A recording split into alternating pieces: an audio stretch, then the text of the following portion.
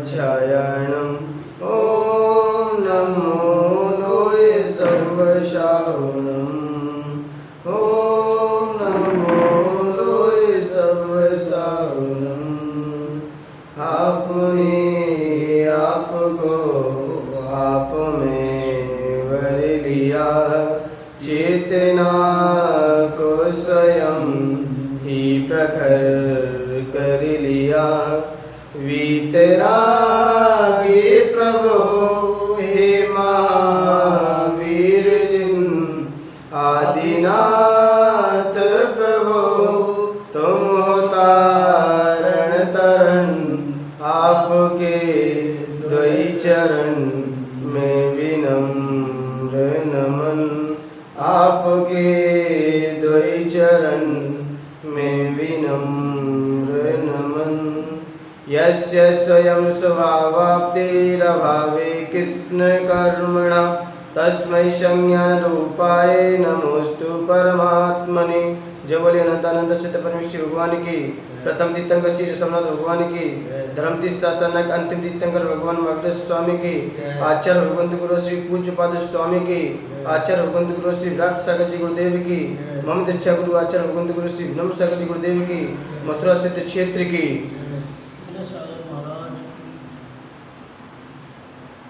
कल सभी लोगों ने जाना और समझा कि व्रत की महत्वता क्या होती है जीवन में, क्योंकि व्रत बिना हमारा जीवन एक पशुओं के समान है। जैसे उनके जीवन में कोई व्रत संयम नहीं होता, ऐसे ही यदि व्रत रहित हमारा जीवन है तो ऐसे ही है पशुओं के समान।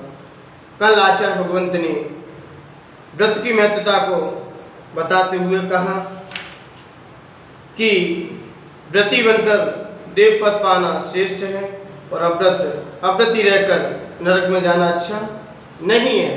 किसी राहगीर का इंतजार, किसी पथिक का इंतजार, किसी मान भाव का इंतजार छाया में करना श्रेष्ठ है धूप की अपेक्षा से।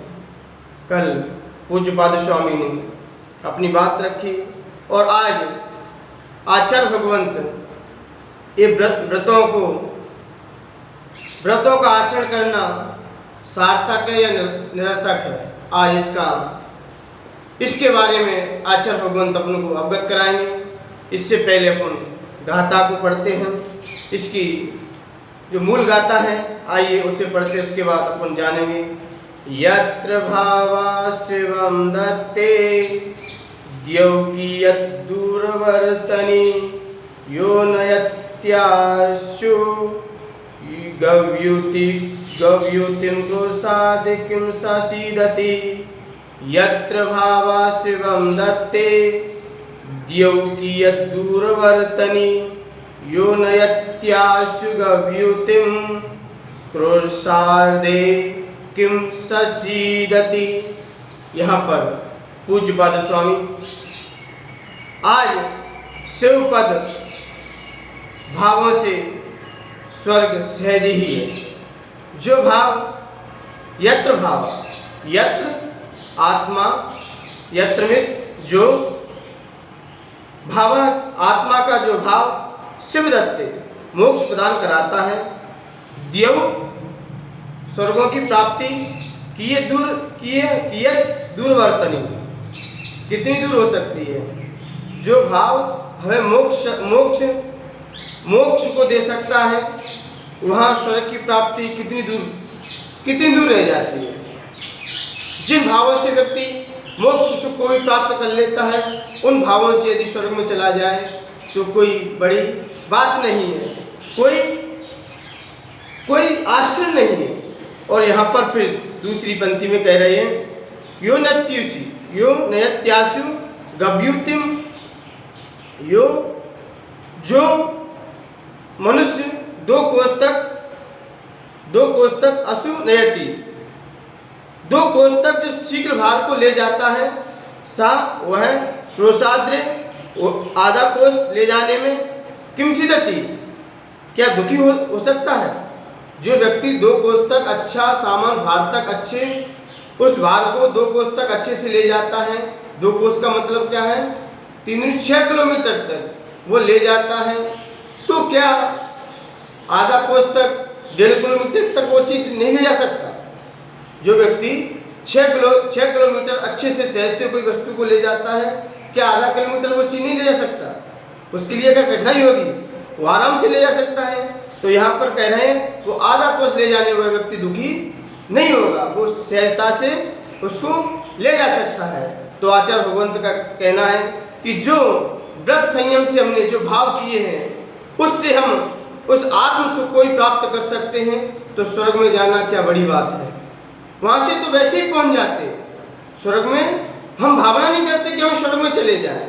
भगवान की पूजन करते समय व्यक्ति यदि सम्यक दर्शन की भावना रखता है, मोक्ष सुख की भावना रखता है, तो उससे विषय भोग की सामग्री तो से सहज ही मिल जाती है।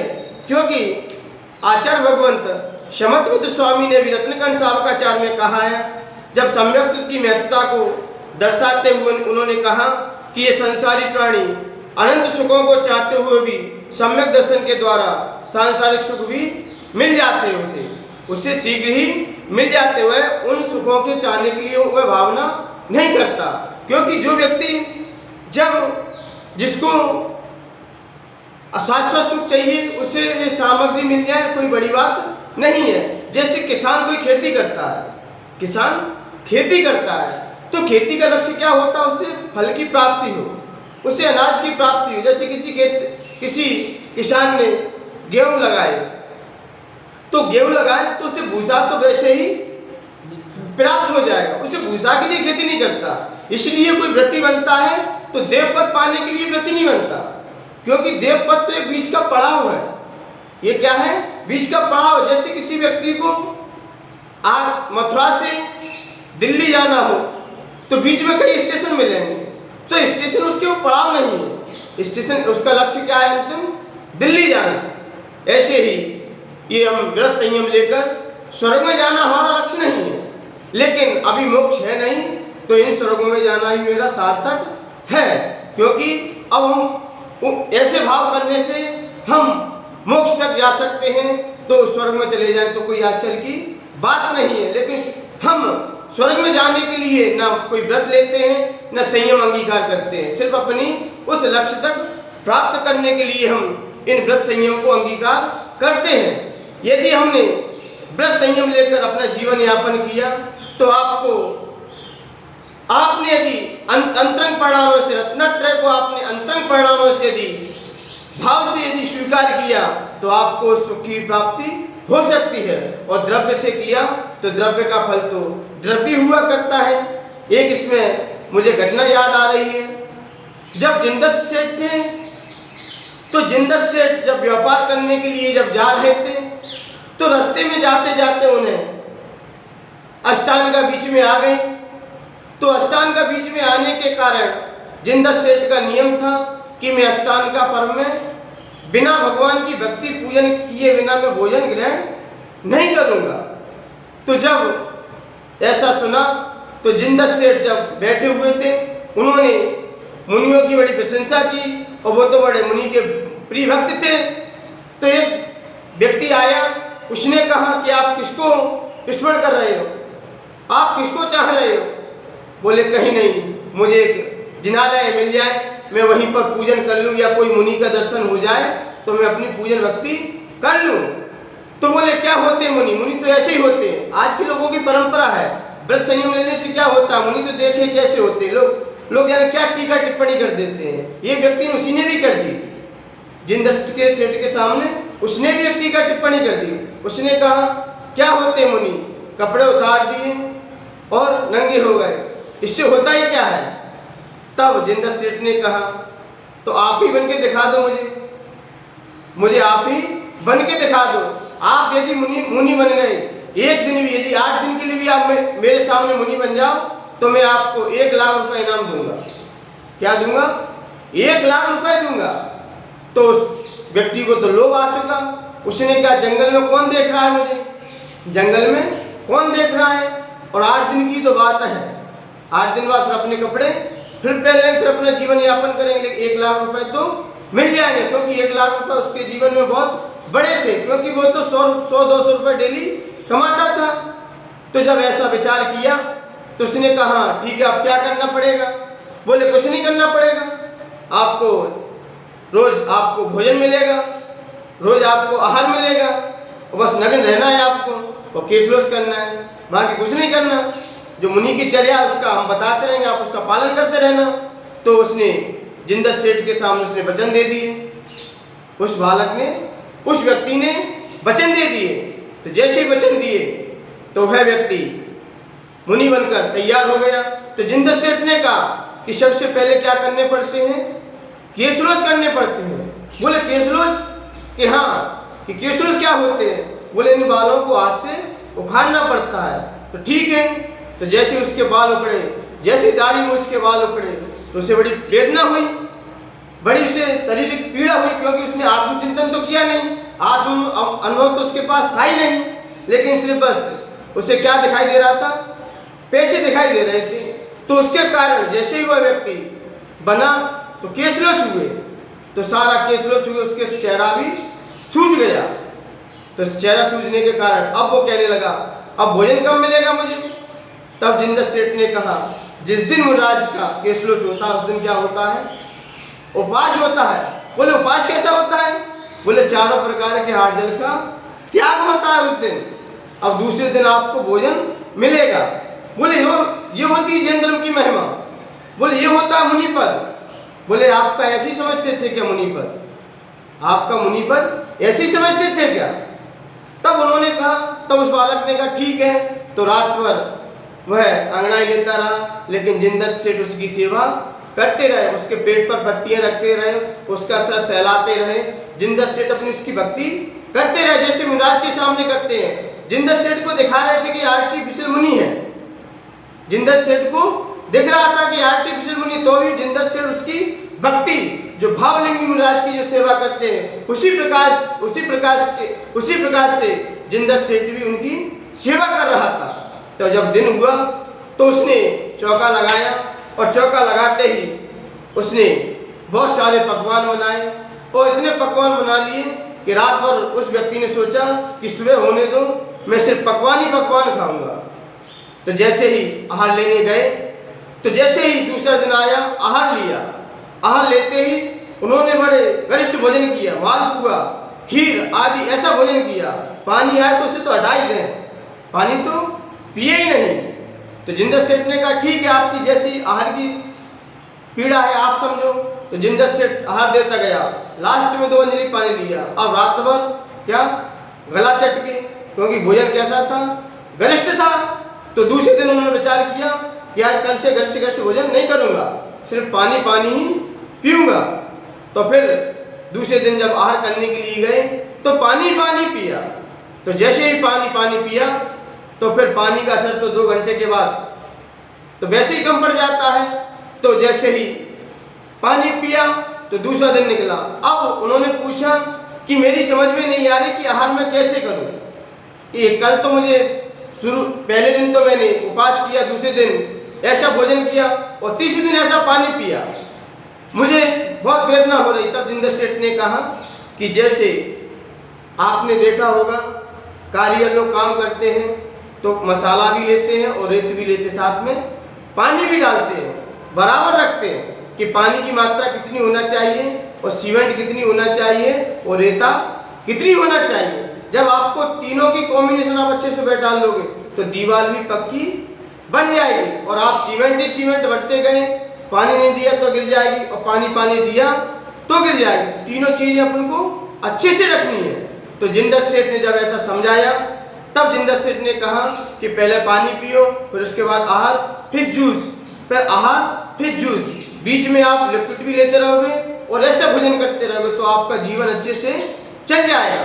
तब जिंदत सेठ ने जैसा बताया वैसा ही आहार किया। तो जैसे ही आहार किया तो 3-4 दिन निकले। अब उसका 7वां दिन आने वाला था। तब कल उसे इंतजार हो रहा था कि मुझे अब क्या मिलेंगे, 1 लाख रुपए मिलेंगे। लेकिन 7वें दिन जिंदत सेठ अपनी कुटिया में साधना लीन थे, आत्मचिंतन कर रहे थे। अनुभव कर रहे थे और सुबह अष्टांगिका समाप्त होने वाली थी, तो रात्रि में ही किन्हीं भीलों ने आकर उनके तंबू पर, जहां पर वो विराजमान थे, उस पर आक्रमण कर दिया। उस पर क्या कर दिया? आक्रमण कर दिया। आक्रमण कर दिया मतलब उन्हें लूटना चाहा। तो तीर बाण चलाए थे, किन्होंने? भीलों ने बड़ी तीक्ष्णता से बाण छोड़े थे। तो वह बाण जिंदर सेठ ने भी भीलों का सामना किया, उन्होंने बचाव किया, लेकिन जैसे उन्हें खदेड़ा, उन्हें लंबे तक ले गए, तो जैसे ही कुटिया में आए तो वह मुनिराज लेटे हुए थे, तो उनके सीने में क्या? बाण लग चुका था। तो बाण लग चुका था और बहुत सारे बाण उनके शरीर में छिल चुके थे। अब उनके अंतिम स्टेज चल रही थी, वो तड़प रहे थे।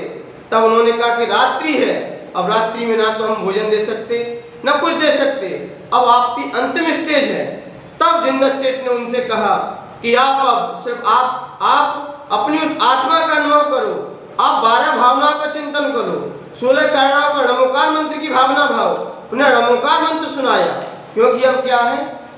अंतिम स्टेज है। आप अब ये समझिए कि मैंने 1 लाख रुपए का त्याग कर दिया है, 1 लाख रुपए का मैंने वस्तु का त्याग कर दिया है। आप त्याग कीजिए, अब अपनी आत्मा का अनुभव कीजिए, चिंतन कीजिए, मंथन कीजिए, क्योंकि यही आपकी लास्ट स्टेज है।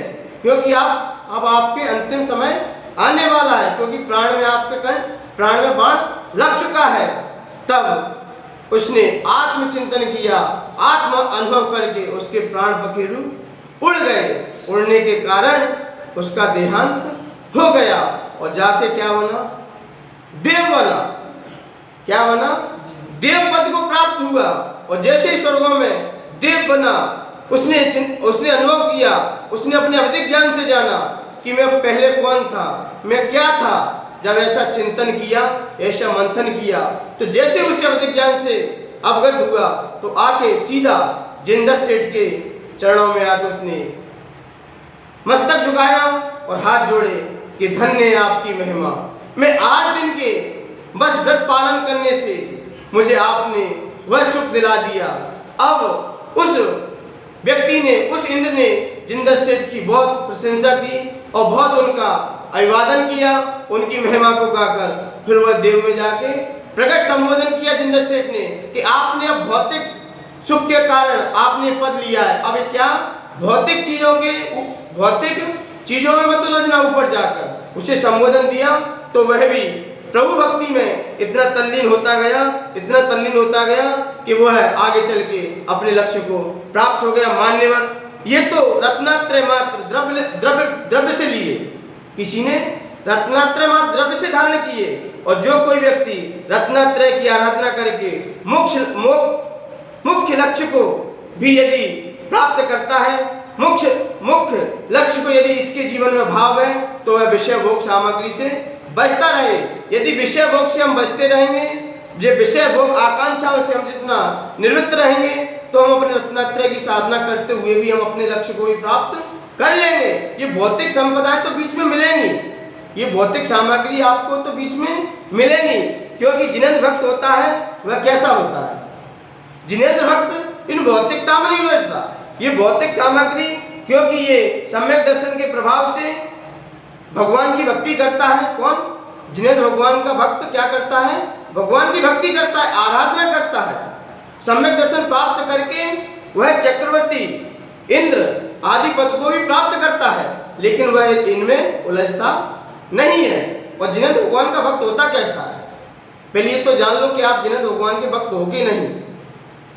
पहले जब भक्त होगे तब भक्ति निकलेगी, और भक्ति निकलेगी तब आपको कहीं सम्यक्त की प्राप्ति होगी, और वही सम्यक्त तो आपको चक्रवर्ती इंद्र धृण आदि पद की प्राप्ति करा के अंत में आपको क्या?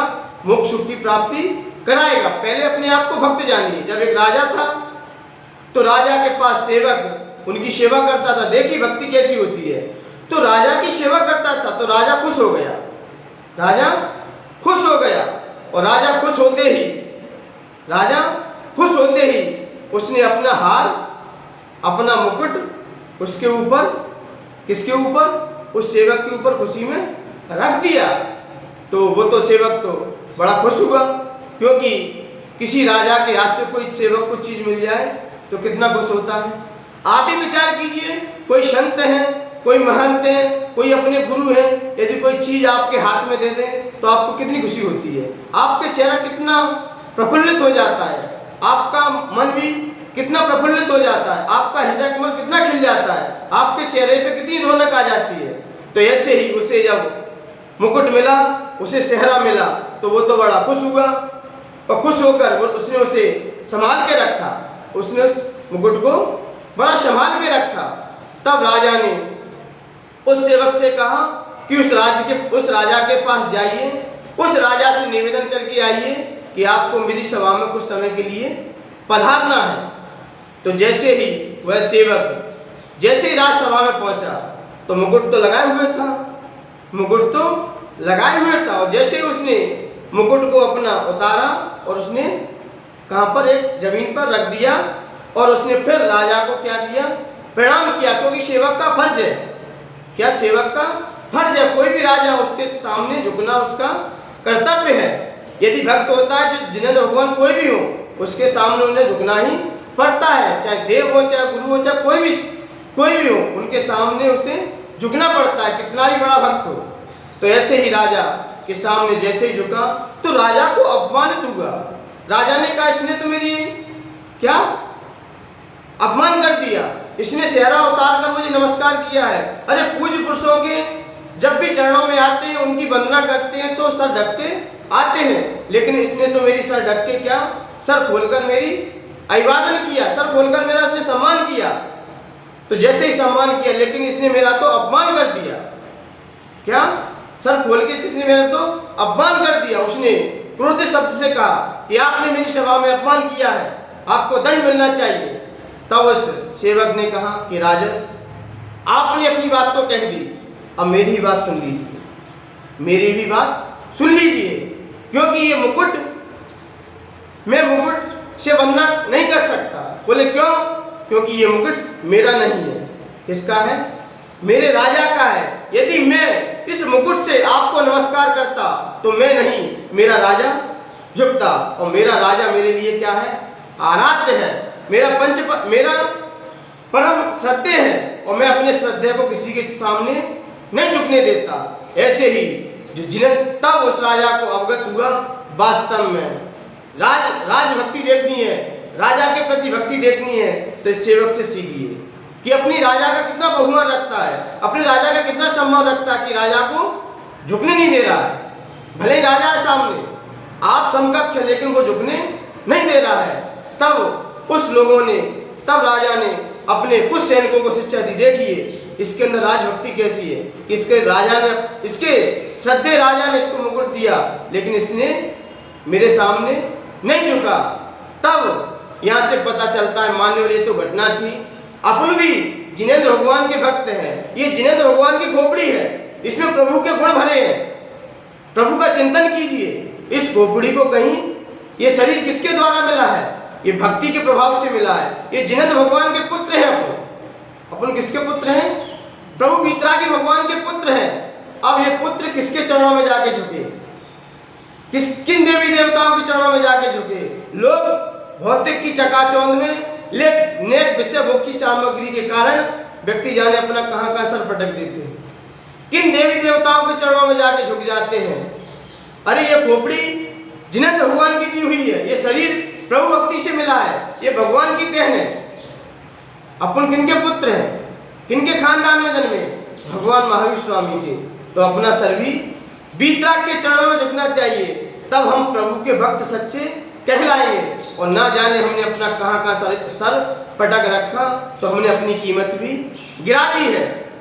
आप व्यक्ति ने खुद अपनी कीमत गिराई है, और व्यक्ति अपनी कीमत करे तो व्यक्ति भी अपने सर्वोच्चता को प्राप्त कर लेता है। ये मोक्ष, ये सुख क्या है, ये देवेंद्र इंद्रों की सुख क्या है, ये भौतिक चक्रवर्ती पद क्या पद है। अरे इस पर्याय से व्यक्ति ऐसे भाव करके जो मोक्ष को भी प्राप्त कर लेता है। इसलिए मान्यवर अपने जीवन में इन भौतिकता की चकाचौंध में ना फंसते हुए अपन अपने लक्ष्य को प्राप्त करें, उस आत्म अनुभव को प्राप्त करते हुए ऐसे वक्त बने कि ये हमारा देह, हमारा शरीर सिर्फ देव शास्त्र के गुरु के इनके ही चरणों में झुके, सच्चे देव शास्त्र गुरु के ही चरणों में अपना ये मस्तक झुके, तभी हम जिनेंद्र भगवान के सच्चे भक्त कहलाएंगे। और सच्चे भक्त ही भक्ति के माध्यम से, भक्ति के प्रभाव से स्वर्ग क्या उस मोक्ष को भी प्राप्त कर लेते हैं। इसलिए मान्यवर अपने जीवन में उस सुख की भी अनुभूति कीजिए, उस सुख का भी चिंतन कीजिए। एक थोड़े थोड़े से व्रत के प्रभाव से व्यक्ति न जाने कितने पद को प्राप्त कर लेता है और कहाँ जाके विराजमान हो जाता है। इसलिए मान्यवर ये थोड़े से व्रत भी हमारे जीवन में बहुत सारे हमारा जीवन खुशहाल कर देते हैं।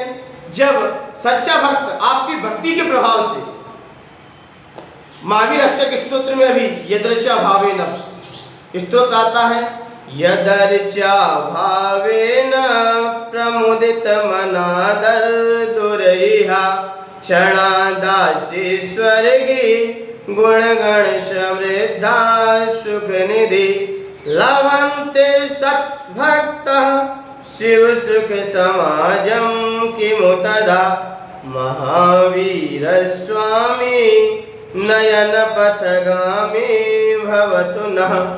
यहाँ पर इसके लेखक करता भगवान महावीर स्वामी की भक्ति करते समय कह रहे हैं, क्या कह रहे हैं? यदृचा भावेन, आपकी सच्ची अर्चना करने वाला भक्त,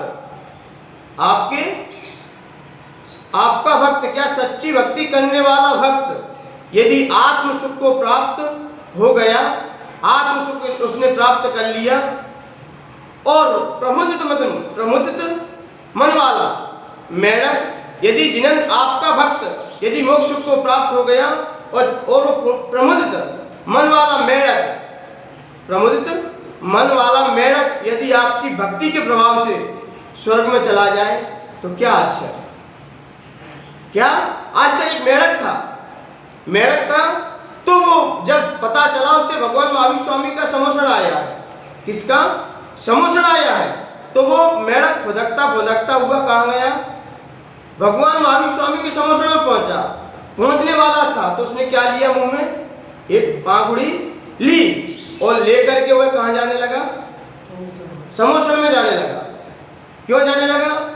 उसकी जब पत्नी थी, उसकी जो एक स्त्री थी, उसने भगवान महावीर स्वामी के समोषण में पूछा कि भगवान हमारा एक प्रश्न है कि हम जब पानी भरने जाते हैं तो हमारे बाल्टी में क्या आ जाता है?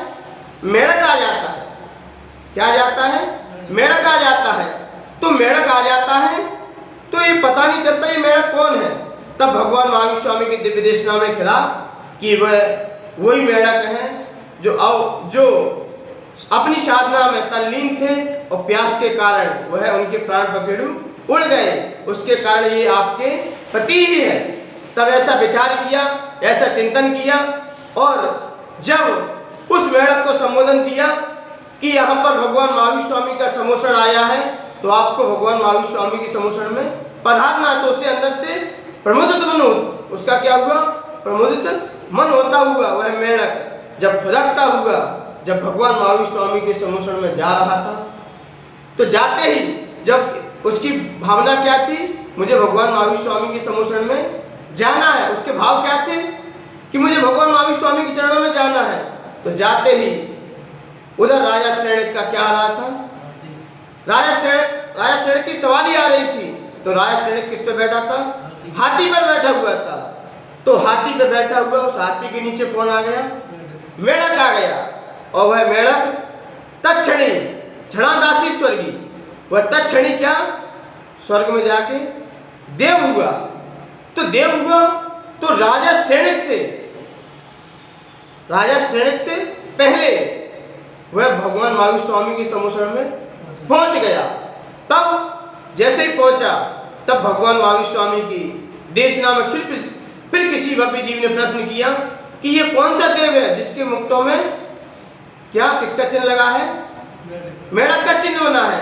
तब भगवान महावीर स्वामी की दिव्य देशना में खड़ा कि ये वही मेढक है जो हमारे समोषण में जो पूर्व पर्याय में अभी देव हुआ है, ये अभी तत्कालीन क्या था? ये मेढक था। ये श्रेणिक की सैनिक जो हाथी पे बैठा हुआ था उसके पैर के नीचे आ चुका है। उसके कारण इसका क्या देहांत हो चुका और जाके देव हुआ और आके अपने समुद्र में बैठ गया। मतलब हमारे का कहने का अभिप्राय ये है कि हमारा भाव यदि प्रभु भक्ति के अंदर है, प्रभु भक्ति में तल्लीन है, तो क्षणादासी स्वर्गी वह तत्क्षणी स्वर्ग के सुखों को भी प्राप्त कर लेता है। और जो सच्चा भक्त आपको जो भक्ति करने वाला मोक्ष को प्राप्त कर ले तो इसमें क्या आश्चर्य की बात। यदि आपका सच्चा भक्त यदि अपने शाश्वत सुख को प्राप्त कर ले तो इसमें क्या आश्चर्य की बात, क्योंकि सच्चा भक्त सच्चा प्रमुदित मन वाला क्षण भर में ही सुख को प्राप्त कर लेता है। ये मेढक भी जो त्रियंश है वो अपने स्वर्ग को भी प्राप्त कर लेता है और आपका सच्चा भक्त भक्ति करने वाला मोक्ष को प्राप्त कर ले तो इसमें क्या आश्चर्य की बात। इसलिए मान्यवर आपने आज विषय को जाना, आज भाव की महत्वता को जाना कि भाव हमारे अंदर, भावों के ही कारण व्यक्ति को कर्मों का बंध होता है। क्योंकि व्यक्ति संसार में क्यों भटक रहा है, क्योंकि राग द्वेष के कारण भटक। किसके कारण? मिथ्यात्व के कारण। मिथ्यात्व क्यों है जीव के अंदर? मिथ्यात्व क्यों है? तो मिथ्यात्व हमारे अंदर राग द्वेष के कारण है। राग द्वेष क्यों है? मोह के कारण है। मोह क्यों है? मोह हमारे अंदर क्यों है? मोह क्यों है? तो मोह व्यक्ति के अंदर, मोह हमारे अंदर मिथ्या मोह राग द्वेष के कारण है। राग द्वेष क्यों है? भाव के कारण। और भाव भी क्या है? कर्मों का बंध कराते हैं और कर्म ही हमें आगे चल के फल दिलाते हैं। कर्मों से हम बंध जाते हैं तो कर्म ही हमें फल दिलाते हैं। कर्म कौन करता है? तो अज्ञानी जीव कर्मों को करता रहता है। अज्ञान क्यों करता है? क्योंकि इसे अभी ज्ञान नहीं है। इसलिए मान्यवर आपने मनुष्य पर्याय को धारण किया है तो आप समीचीन ज्ञान को प्राप्त करें, सच्चे भक्त बनने का प्रयास करें। और एक दिन सच्चे भक्त बन चुके, आप सच्चे भक्त बन चुके तो आप समझिए हम भी उस शाश्वत सुख को भी प्राप्त कर लेंगे।